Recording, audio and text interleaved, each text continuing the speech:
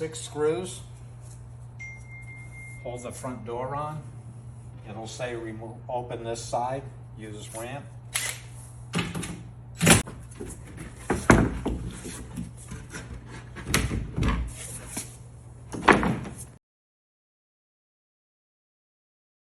Plastic wrap.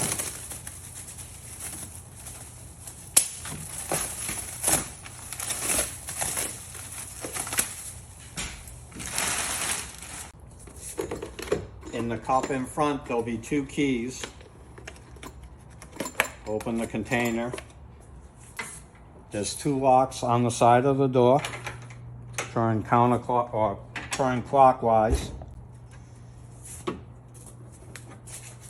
And inside the waste container will be your blades, the instruction manual, trash bags, a pair of gloves, and the power cord. And 2 handles. The handles get attached to the back of the machine